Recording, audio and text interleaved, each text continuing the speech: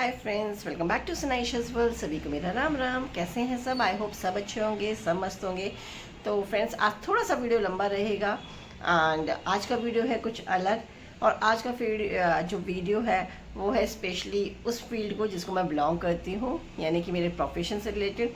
तो जैसे कि बहुत सारे मेरे व्यूअर्स को पता है कि I am assistant professor in one of the Delhi university colleges in department of commerce. तो मेरी स्टूडेंट्स जो हैं जिनको मैं पढ़ा रही हूँ, मैं कई बार वीडियोस में बोल भी चुकी हूँ, इनकम टैक्स पढ़ाती हूँ। हैवी पेपर है और बीकॉम ऑनर्स के लिए DU के अंदर सेमेस्टर 3 में पेपर होता है income tax law and practice. तो वो मैं पढ़ाती हूँ बीकॉम को अपने कॉलेज के अंदर ऑफ कोर्स। तो उन बच्चों की डिमांड पे दे वेयर लाइक कि मैम हम क्योंकि कई देखो बहुत सारे बच्चे होते हैं, हर किसी के बच्चे का लेवल एक नहीं होता, एक पेज पे नहीं चल सकते वो। तो कई लोग बहुत जल्दी समझ जाते हैं, कई लोग नहीं समझते। तो उनकी डिमांड पे उनको था कि मैम प्लीज़ आप हमारे लिए अपने यूट्यूब चैनल पे वीडियो बना के डाल दीजिए इनकम टैक्स का। तो मैं वही कर रही हूँ, एक शुरुआत कर रही हूँ। आई होप आप लोग सपोर्ट करेंगे इसमें भी, जैसे बाकी में सपोर्ट करते आए हैं। This is my profession. जो बाकी ब्लॉग्स रहते हैं वो मेरा पैशन है and this is my profession. और अपने बच्चों के लिए यानी अपने स्टूडेंट्स के लिए मैं ये वीडियो बना रही हूँ।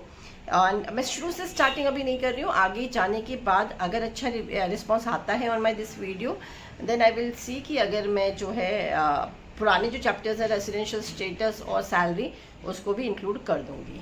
ठीक है, हो पाएगा तो आज जो हम स्टार्ट कर रहे हैं, हम स्टार्ट करते हैं आज house property, income from house property chapter से। ठीक है, एंड क्योंकि इनकम फ्रॉम हाउस प्रॉपर्टी मेरा चल रहा है तो मैं वहीं से स्टार्ट कर रही हूँ फ्रेंड्स। एंड ये specially this is for my students and of course जितने भी DU में स्टूडेंट्स हैं, मैं उतना करा रही हूँ पिन पॉइंट जितना आप पढ़ेंगे आपको रिक्वायर्ड है as per your syllabus. And आप अच्छे से समझेंगे करेंगे तो बहुत अच्छे मार्क्स आप लोग गेन कर सकते हैं। तो चलिए स्टार्ट करते हैं, टाइम वेस्ट ना करके, क्योंकि ऑलरेडी वीडियो आज लंबा होने वाला है। ठीक है, आई होप मैं थोड़ा सही कर पाऊँ, क्योंकि ब्लैक बोर्ड एंड ऑल मैं एज आई सेड मैं ना ट्यूशन्स नहीं लेती हूँ and that is not allowed also ethically. तो मैं बच्चों का ही ब्लैक बोर्ड है, वाइट बोर्ड है, उस पर ही यूज़ करके आप लोग को इनकम फ्रॉम हाउस प्रॉपर्टी आज कराती हूँ। चलिए, एंड फ्रेंड्स पसंद आए तो क्या करना है, लाइक शेयर एंड सब्सक्राइब। अपने जितने भी फ्रेंड्स हैं बाकी कॉलेजों में, अगर आपको मेरा टैक्स पढ़ाने का तरीका अच्छा लगता है तो do share with them also. ठीक है, चलिए फ्रेंड्स स्टार्ट करते हैं हमारा chapter income from house property. ठीक है, income from house property chapter जो है वो बेसिकली डील करता है आपका सेक्शन 22 से सेक्शन 27 तक। ठीक है, इतना तो आप ऑलरेडी कर चुके होंगे, समझ चुके होंगे कि इनकम टैक्स के अंदर हम क्या पढ़ते हैं। ठीक है, इनकम फ्रॉम हाउस प्रॉपर्टी के अंदर हम क्या देखेंगे, हाउस प्रॉपर्टी पे इनकम कैसे होती है, क्या होती है, वो हम अभी बात करते हैं। उससे पहले ज़रूरी है जानना कि कौन से सेक्शंस को कवर करता है। सेक्शन 22 से लेके सेक्शन 27 जो है वो यहाँ पे कवर्ड होते हैं इस चैप्टर के अंदर। एंड जैसे कि मैंने हमेशा बात करती हूँ अपनी क्लास के अंदर, हर चैप्टर का खुद का एक चार्जिंग सेक्शन होता है। तो यहाँ पे जो चार्जिंग सेक्शन है सेक्शन 22 जो है हमारा, that is basically charging section. Charging section यानी कैसे किस पे कैसे चार्ज करते हैं इनकम टैक्स। ठीक है, section 23 computation of annual value, computation of annual value. अभी मैं सिर्फ ये बता रही हूँ कि सेक्शन 22 से 27 है क्या, in detail we will go after this. Okay, then है हमारा सेक्शन 24 डिडक्शंस। हर चैप्टर के खुद के इंडिविजुअल डिडक्शंस हैं। यहाँ पे सेक्शन 24 के डिडक्शंस हैं। सेक्शन 24 का सब सेक्शन ए है स्टैंडर्ड डिडक्शन,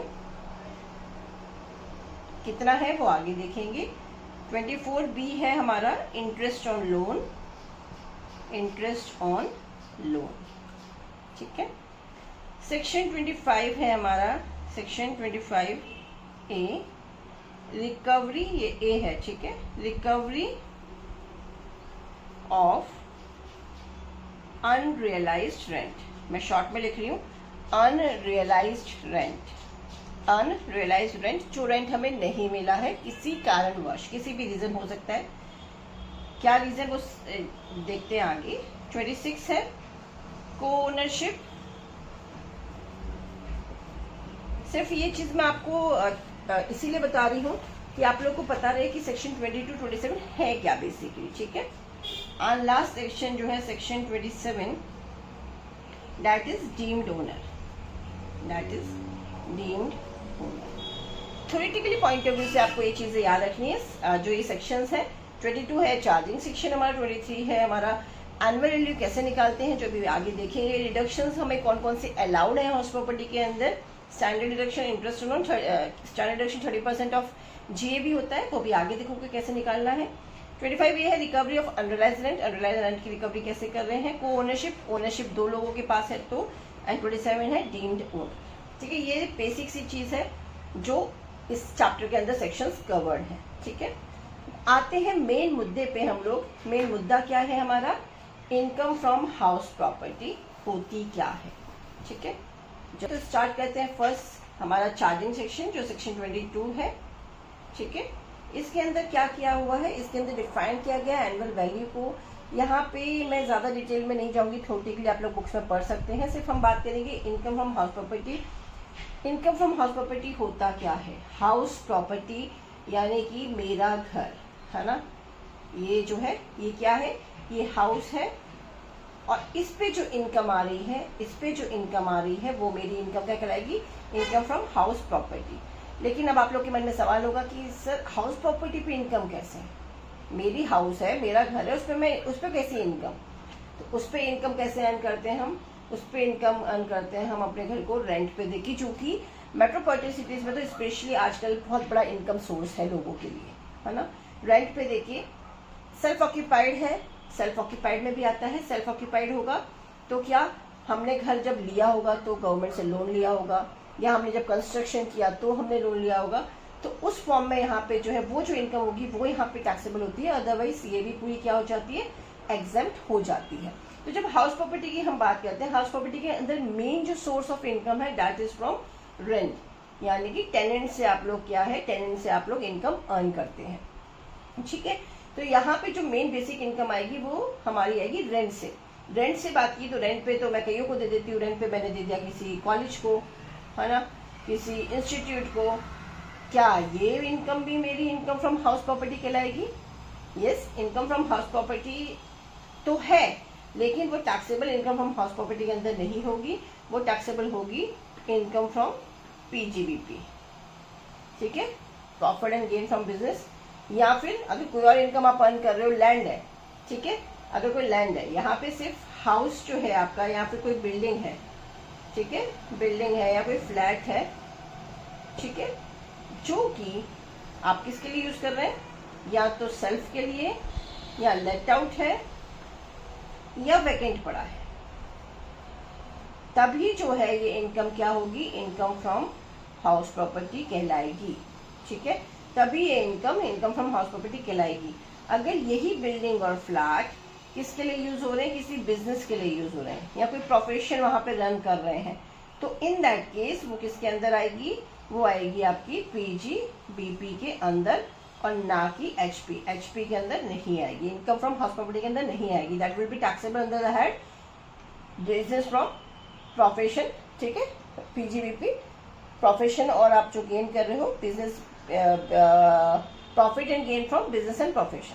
ठीक है, तो उसके अंदर टैक्सेबल होगी, वो यहाँ पे टैक्सेबल नहीं होगी। तो हमें जो मेन इंपॉर्टेंट चीज याद रखनी है यहाँ पे, जब हम हाउस प्रॉपर्टी की बात करते हैं तो दो चीजें हमें मेन याद रखनी है। वो है सिर्फ खुद रह रहे होंगे या किराए पे होगी, उससे जो इनकम अर्न हो रही, या हमारा घर खाली पड़ा है, उसी केस में जो इनकम अर्न होती है वो इनकम फ्रॉम हाउस प्रॉपर्टी कहलाती है। That income is called income from house property. जो यहाँ पे अगर आप लोग बुक्स में देखेंगे तो एनुअल वैल्यू की डेफिनेशन बहुत अच्छी दे रखी है। The annual value of any property comprises of any building or land appertaining to of which assessee is the owner shall be charged under head house property। ये कौन सी इनकम चार्जेबल होगी, वो income जिसका SSC खुद owner है ना, जो SSC है, जो टैक्स पेयर है, वो खुद उसका क्या है, वो उसका खुद ओनर है। ऐसी इनकम जो है, ऐसी लैंड, ठीक है, ऐसी लैंड, ऐसा घर, ये घर और इससे जुड़ी हुई लैंड। अपर्टेनिंग टू का मतलब क्या है, इस घर से जुड़ी हुई लैंड, मतलब कि ये पास में जो गार्डन है ना, आगे पीछे एरिया होता है हमारा, वो वाला एरिया जो कवर्ड होगा। अपर्टेनिंग टू लैंड का मतलब वो लैंड से जुड़ा हुआ एरिया है, वो भी हमारा इनकम फ्रॉम हाउस प्रॉपर्टी के अंदर टैक्सेबल होगा पूरा की पूरा। ठीक है, I hope I am able to clear this. कुछ भी नहीं है, जो चीज याद रखनी है वो है कि बिल्डिंग जो है हमारी किसके लिए होनी चाहिए, बिल्डिंग या फ्लैट जो है, जो मेरा घर है, वो सेल्फ ऑक्यूपाइड होगा या फिर मैंने उसको किराए पे दे रखा होगा ऐसे घर के ऊपर, या वो घर खाली पड़ा हुआ है। इसी केस में वो इनकम जो हम उस घर से अर्न कर रहे हैं, घर से, लैंड से नहीं, लैंड की इनकम जाएगी इनकम फ्रॉम अदर सोर्सेज के अंदर। ठीक है, जमीन आपकी कहीं पड़ी है, उसकी जो इनकम आ रही है उससे अगर कोई सोर्स हो रहा है शेयर्स में या कहीं भी लगा है, वो अलग जगह जाएगा, यहाँ पे नहीं आएगा। ठीक है, तो हमें सिर्फ इनकम फ्रॉम हाउस प्रॉपर्टी में सीधा सीधा ये चीज़ याद रखनी है बस। ठीक है, इसके बाद जो बहुत चीज़ जो हमने बात की थी सेक्शन 22 के बाद में ही, कि हम कंप्यूटेशन ऑफ एनुअल वैल्यू, इस चैप्टर के अंदर बेसिकली जो चीज़ इंपॉर्टेंट है वो है ही एनुअल वैल्यू निकालना और इंटरेस्ट। इसके अलावा इस चैप्टर के अंदर कुछ भी नहीं है। It's very simple and easy chapter, ज़्यादा कुछ इसके अंदर आपको करना नहीं है। जैसे कि यहाँ पे मैं आपको दिखाती हूँ कि हमें करना क्या है। जो इसका फॉर्मेट है, जो कंप्यूटेशन है ना, कंप्यूटेशन कैसे होता है, कंप्यूटेशन ऑफ हाउस प्रॉपर्टी। ठीक है, इनकम फ्रॉम हाउस प्रॉपर्टी आप क्या निकालते हैं, आप निकालते हैं क्रॉस एनुअल वैल्यू। ठीक है, नेक्स्ट है लेस कर देते हैं इसमें से म्यूनिसिपल टैक्सेस, म्यूनिसिपल टैक्स। ठीक है, निकल के आ जाता है आपका क्या, net annual value, net annual value. ठीक है, इसमें से हम लेस करते हैं हमारे डिडक्शंस। ठीक है, डिडक्शंस अंडर सेक्शन 24।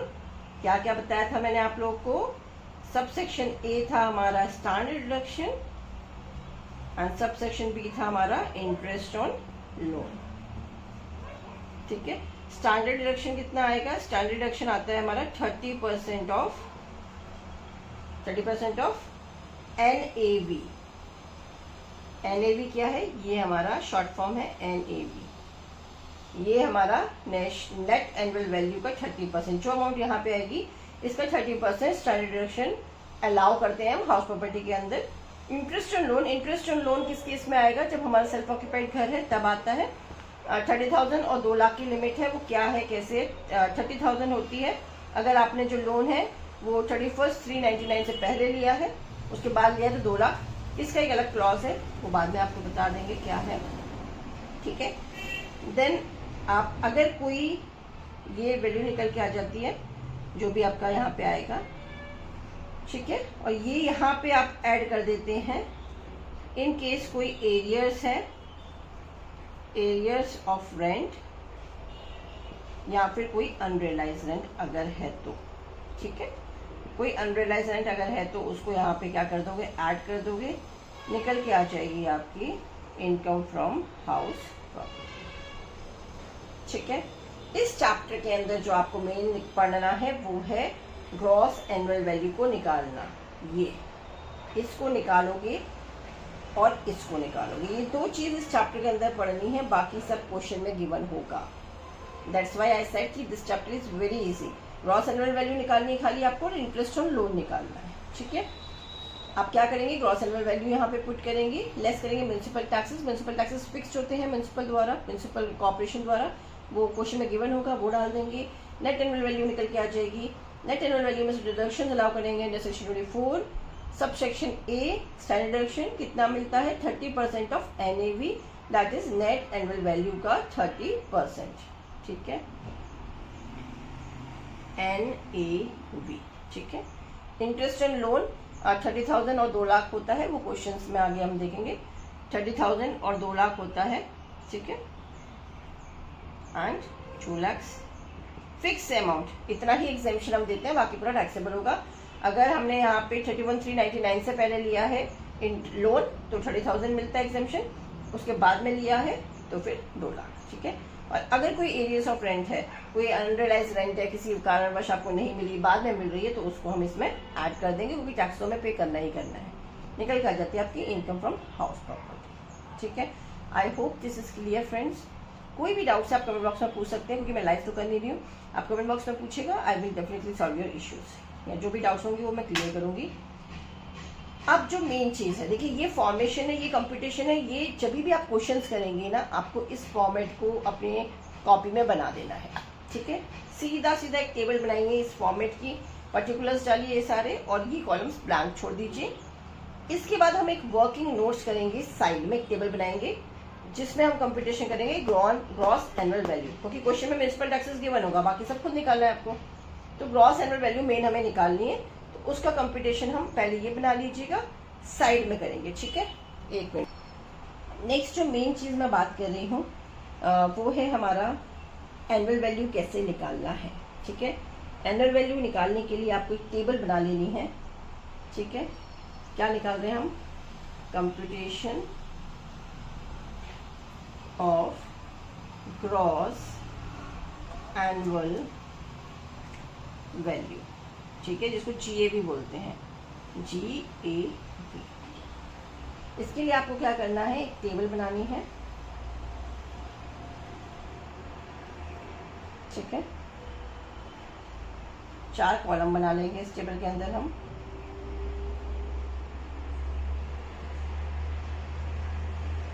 ओके, अब इस चैप्टर के अंदर जो मेन चीज है, यहाँ तो पर्टिकुलर्स आएंगे ही, ठीक है। यहाँ मैं शॉर्ट फॉर्म लिखूंगी फ्रेंड्स, अच्छे से सुन लीजिएगा। LOP, let out property, LOP, let out property. किराए पे मेरा मकान जो है, मेरा घर जो किराए पे दिया हुआ है, लेट आउट कर रखा है मैंने। अगर ऐसी प्रॉपर्टी है तो कैलकुलेशन ग्रॉस एनुअल वैल्यू का कैसे करेंगे। Secondly, vacant and let out property. कुछ टाइम तो वैकेंट है, कुछ टाइम लेट आउट है। 12 महीने होते हैं, 4 महीने के लिए वैकेंट रही, बाकी 6 महीने जो है 6 महीने कह रही हूँ, 8 महीने जो है वो लेट आउट थी। तो उस केस में आप कैसे कैलकुलेशंस करने वाले हैं। देन है DLOP, DLOP यानी कि डीम्ड लेट आउट प्रॉपर्टी। हमने घर को मान लिया कि वो रेंट पे है, वो लेट आउट है, क्योंकि अगर आपके 2-3 घर होते हैं, 2 घर पे ही एग्जामिशन अलाउड होते हैं आपको ना, 2 घर पे ही आप एग्जामिशन ले सकते हैं। ऐसा नहीं कि सारे घर खरीद लोगे दुनिया भर के और फिर उस पर एग्जामिशन ले लोगे, नो, ओनली 2 मैक्सिमम घरों पे आपको एग्जामिशन मिलता है। तो जब 2 घर का कैलकुलेशन करते हैं तो एक को हम deem to be let out मानते हैं, तो अगर deem to be let out है। एंड लास्ट है सेल्फ ऑक्यूपाइड प्रॉपर्टी, लास्ट है सेल्फ ऑक्यूपाइड प्रॉपर्टी, ठीक है। 4 कंडीशंस होती है मेन जहां पे हमें ग्रॉस एनुअल वैल्यू का कैलकुलेशन करना है। पहला है आपका घर प्रॉपर्टी जो लेट आउट है, किराए पे दे रखी है आपने, लेट आउट प्रॉपर्टी। दूसरा है कुछ टाइम वैकेंट है, कुछ टाइम लेट आउट है, ठीक है। कुछ टाइम पे आपकी प्रॉपर्टी वैकेंट है, कुछ टाइम पे लेट आउट है। 12 महीने की बात करें, 1 साल की, ठीक है। यहाँ पे deem to be let out हमने मान लिया कि हमारा घर जो है लेट आउट है, क्योंकि आपके पास 2 घर हैं, आपको कैलकुलेशन करना है, एक का आप सेल्फ ऑक्यूपाइड करोगे, एक का लेट आउट करोगे। इन दैट कंडीशन आप एक घर को मानोगे कि आपका एक घर जो है वो deem to be let out है, और एक सेल्फ ऑक्यूपाइड यानी जहाँ पे आप खुद रहते हैं। अब देखना क्या है, हमें देखना है, क्वेश्चन में ये चीजें गिवन होगी जो मैं यहाँ लिख रही हूँ। इस टेबल को याद कर लीजिएगा, इंडिविजुअली एक पॉइंट्स है, मैं आपको इजी फॉर्म में टेबल के थ्रू बता रही हूँ इस चीज को। पहला देखना है आपको फेयर रेंट। फेयर रेंट क्या होता है? फेयर रेंट उस मार्केट की फेयर रेंट क्या है, हर एक मार्केट की रेंट फिक्स होती है। हाँ, इस मार्केट का एक ये फेयर रेंट है, क्वेश्चन में गिवन होगा फेयर रेंट। उस फेयर रेंट की जो भी अमाउंट होगी आप वो यहाँ लिख देंगे, हर किसी में ये वैल्यू लिख देंगे, ठीक है। हर किसी में इस वैल्यू को लिख देंगे, जो भी फेयर रेंट क्वेश्चन में गिवन होगी फेयर रेंट, ठीक है। उस फेयर रेंट को आप लोग सारे सेक्शन, अगर लेट आउट प्रॉपर्टी है तो लेट आउट में, क्वेश्चन के अंदर फ्रेंड्स ये सारे नहीं आएंगे, याद रखिएगा, डोंट गेट कंफ्यूज। ये सिर्फ समझाने के लिए मैं टेबल में बना रही हूँ। क्वेश्चन में एक ही होगा, या तो ये होगा खाली, या ये 2 हो सकते हैं, या सिर्फ ये हो, या कोई 2 हो। इंडिविजुअली आपको याद रखना है, ठीक है। टेबल फॉर्म में इजी हो जाएगा याद करना, इसलिए मैं टेबल फॉर्म में करवा रही हूँ खाली आपको। नेक्स्ट है आपका मार्केट वैल्यू, ठीक है। नेक्स्ट है आपकी मार्केट वैल्यू, ये थी फेयर रेंट, ये है मार्केट वैल्यू। मार्केट वैल्यू उस घर की क्या है, अगेन ये क्वेश्चन में गिवन होगा। मार्केट वैल्यू हाउस प्रॉपर्टी की मार्केट वैल्यू क्वेश्चन में गिवन होगी, कितनी है, ठीक है। इन दोनों में से जो भी हायर है उस अमाउंट को हम नीचे ले लेंगे। Fair rent and market value whichever is higher, उसको आप नीचे नोट डाउन कर देंगे, ठीक है। वो वाली अमाउंट यहाँ पे आ जाएगी, हायर अमाउंट, वो higher amount, higher amount, higher amount, fair rent और मार्केट वैल्यू, जो भी विचएवर इज हायर, इसमें से जो भी हायर है वो अमाउंट मैंने नीचे लिख दी। ठीक है, अब हम कंपेयर करेंगे हायर अमाउंट को और हमारी standard rent. Standard rent is a rent fixed by an rent authority. Rent authority के द्वारा हाईएस्ट रेंट फिक्स्ड होती है कि इससे ज्यादा आप जो रेंट है वो चार्ज नहीं कर सकते। तो स्टैंडर्ड रेंट भी क्वेश्चन में गिवन होगी। आप स्टैंडर्ड रेंट यहाँ पे नोट डाउन कर देंगे। अब आप क्या कंपेयर करेंगे? अब आप कंपेयर करेंगे स्टैंडर्ड रेंट और higher rent, whichever is lower, whichever is lower, इन दोनों में से नीचे आ जाएगा। ठीक है, फेयर एंड मार्केट वैल्यू में हमने देखा जो भी इनमें से हायर अमाउंट होगी ना, जो भी हायर अमाउंट होगी वो नीचे लिख दोगे। इन दोनों में से जो भी लोअर अमाउंट होगी वो नीचे आ जाएगी। ठीक है, ये लोअर अमाउंट नीचे, हायर और स्टैंडर्ड रेंट में से जो भी अमाउंट लोअर आएगी वो आप यहाँ पे लिख देंगे, जिसको हम कहते हैं एक्सपेक्टेड रेंट। हम ये मानेंगे कि वो हमारी एक्सपेक्टेड रेंट है, इतनी रेंट हमें मिलनी चाहिए थी या देनी चाहिए थी, लेकिन कुछ और आएगी। वो मान रहे थे, प्रैक्टिकली मत लेना इस चीजों को, ये सिर्फ हमें एग्जाम पॉइंट ऑफ व्यू से पढ़ना है। तो ये लोअर वाली अमाउंट हमारी सारे में आ जाएगी। एंड लास्ट में आप देखेंगे actual rent. Actual rent, actual rent again question में गिवन होगी, कितनी रेंट आपने पे की है एक्चुअली। ठीक है, कितनी रेंट आप एक्चुअली पे कर रहे हो। इसमें अब सबका अलग अलग रहेगा, जो भी आंसर है वो हमारा जीएबी कहलाएगा। ठीक है, इनमें से फाइनल जो भी है कंक्लूजन वो जीएबी है। देखना क्या है, लोअर और एक्चुअल रेंट। लोअर को हम कह सकते हैं एक्सपेक्टेड रेंट या फिर रीजनेबल लेट आउट वैल्यू, कि एक हम इसको मान रहे हैं कि रीजनेबल लेट आउट वैल्यू है जो हो सकती थी, पर हमने क्या पे किया है। ठीक है, तो हमें दोनों कंपेयर करना है। तो लेट आउट प्रॉपर्टी के अंदर जो भी अमाउंट एक्सपेक्टेड रेंट या फिर लोअर अमाउंट में और एक्चुअल रेंट में से जो भी हायर है वो लिख दोगे आप, वो हमारी जीएबी हो जाएगी। ठीक है, वो हमारा जीएबी हो जाएगा। सिमिलरली यहाँ पे भी हायर अमाउंट, जब आपकी सेल्फ ऑक्यूपाइड प्रॉपर्टी है तो भी हमेशा हायर अमाउंट। आप ये टेबल बना देना आता है तो, लेकिन हमेशा जो है सेल्फ ऑक्यूपाइड में जीएबी क्या होता है, हमेशा सेल्फ ऑक्यूपाइड में जीएबी नील होगा, क्योंकि घर सेल्फ ऑक्यूपाइड घर में थोड़ी हम रेंट दे रहे हैं, खुद ही रह रहे हैं ना उसके अंदर। तो क्वेश्चन में गिवन है तो टेबल में कैलकुलेशन आप बिल्कुल कर सकते हैं, लेकिन लिखा भी हमने हायर है, आप लिख देना अमाउंट। लेकिन जीएबी जब आप क्वेश्चन में कंप्यूटेशन पे जाओगे ना, जो कंप्यूटेशन हमने किया था वहां पे 0 लिखोगे सेल्फ ऑक्यूपाइड प्रॉपर्टी के अंदर हमेशा। ठीक है, deem to be let out का तो देखो, लेट आउट का जो रहेगा वही deem to be let out का रहेगा हायर। ठीक है, लेट आउट और deem to be let out का हायर आएगा, मतलब हायर लोअर हायर। ठीक है, हायर लोअर हायर, सीधा से याद रखना है। पहली अमाउंट दो कंपेयर करोगे, हायर ले लोगे, हायर स्टैंडर्ड को कंपेयर करोगे लोअर ले लोगे, लोअर और एक्चुअल रेंट को कंपेयर करोगे हायर ले लोगे। ठीक है, और यहाँ पे आएगी आपकी लोअर अमाउंट। नहीं, ठीक है, यहाँ पे आप लोगे लोअर और एक्चुअल रेंट में से लोअर अमाउंट। किसके अंदर? जब हम बात करते हैं कि कुछ टाइम पे के लिए हमारा घर जो है वो वैकेंट था और कुछ टाइम के लिए हमारा घर जो है वो लेट आउट है, कुछ टाइम के लिए खाली था, कुछ टाइम के लिए किराए पे था, तो उस केस में हमारा जीएबी खाली जो है वो चेंज होगा। वो क्या होगा, हमारी लोअर अमाउंट जो निकली थी, यानी कि एक्सपेक्टेड रेंट या रियलाइज रेंट, उस और एक्चुअल रेंट में से जो भी लोअर अमाउंट है वो आएगा। या फिर देखिए, वैसे लोअर हम लिखते हैं पर लोअर आप लेना मत, क्या आएगा, AR। हमेशा जो हम लेंगे ऑलवेज वो हम लेंगे AR, यानी कि एक्चुअल रेंट को ही हम जीएबी मानेंगे। यहाँ पे हमारा जीएबी क्या होगा, हमेशा एक्चुअल रेंट। किस केस में, जब वैकेंट और लेट आउट की हम बात करेंगे उस केस में हमेशा हमारा जीएबी जो है वो एक्चुअल रेंट ही होगा। हम लोअर वाली अमाउंट को नहीं ले रहे। हम लोअर वाली अमाउंट को क्यों नहीं ले रहे हैं यहाँ पे, क्योंकि लोअर अमाउंट जो है वो ऑलरेडी क्या होगी, लोअर अमाउंट तो 12 महीनों की होगी, एक्चुअल रेंट अलग होगी। तो एक्चुअल रेंट जो है वो वैसे टेक्निकली देखा जाए तो एक्चुअल रेंट जो है वही लोअर अमाउंट होगी, इसीलिए हम एक्चुअल रेंट को ले रहे हैं। इन केस अगर हमारी जो ये वाली अमाउंट है, लोअर वाली अमाउंट, ये ज्यादा हो जाती है या कम हो जाती, कम देखो वैसे होगी नहीं क्योंकि 12 महीने का कैलकुलेशन कर रहे हैं, तो टेक्निकली इसलिए हमेशा एक्चुअल रेंट जो है वही हमारी लोअर रेंट होती है और उसी अमाउंट को हम लोग जीएबी मानेंगे वैकेंट और लेट आउट के केस में। एक चीज़ याद रखिएगा फ्रेंड्स, यहाँ पे हमने लोअर का पर मैं क्यों कह रही हूँ एक्चुअल रेंट बार, क्योंकि एक्चुअल रेंट कुछ महीने की होगी बट एक्सपेक्टेड रेंट 12 महीने की होगी। तो मुझे तो एक्चुअल रेंट सस्ती पड़ेगी, तो हमेशा हम एक्चुअल रेंट लेते हैं।